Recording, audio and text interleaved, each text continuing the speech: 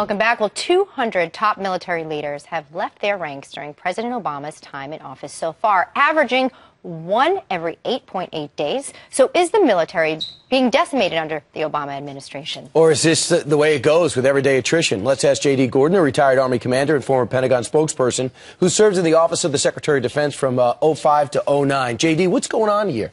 Well, I think that President Obama is trying to make the military smaller, weaker, and poorer. And this is just the latest example of it. Why would any president want to do that? Well, I think President Obama has this ideology where he thinks that if our military is weak, people won't attack us. I think that's completely wrong. I think that if we're weak, people will attack us. So I think it's part of a flawed ideology. And I think he's basically trying to put the hammer down on the military. We see $1 trillion in defense cuts coming down the pike in the next decade. That's going to hollow out the military like during the 1970s. We're going to have a hard time defending this country under this leadership. Why the scrutiny? I mean, it seems the greatest leaders, those that have sacrificed the longest for our nation, in high-ranking positions in the military are being scrutinized. Why?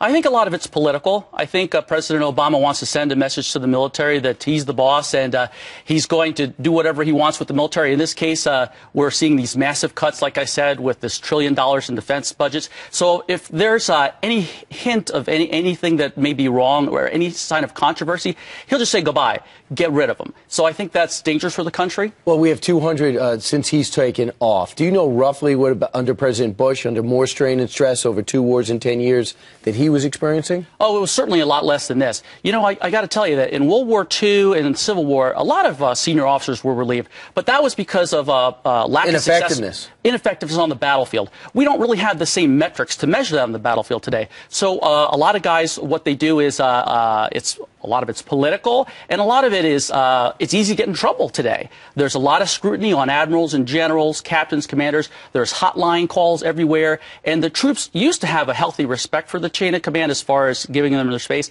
They don't anymore. And also, what people could say about 20 years ago, they can't say anymore. It would get them fired. But I think President Obama, we find that in a lot of areas of life too. I mean, you were saying about personal behavior that were Patton and MacArthur and others held up to the same scrutiny as McChrystal and Petraeus. They would have been relieved today. Oh, absolutely. Yeah, during World War II, Patton, Eisenhower, MacArthur, they all had mistresses, but that was their business in those days. That's not the case today, so the standards have changed with the culture. But the thing I got to mention that I'm really upset about President Obama with is he spends all this time going after these top military officers. 200 have been fired during his term, one every 8.8 days. But yet he spends all this time trying to give constitutional rights to al-Qaeda and Taliban terrorists like Guantanamo. Why doesn't he give our military people more of a break and stop trying to defend al-Qaeda so much at Guantanamo? Oh, there's the same benefit of the doubt. Well said. J.D. Gordon, thank you for being with us Elizabeth. this morning. Thanks. Meanwhile, coming up straight.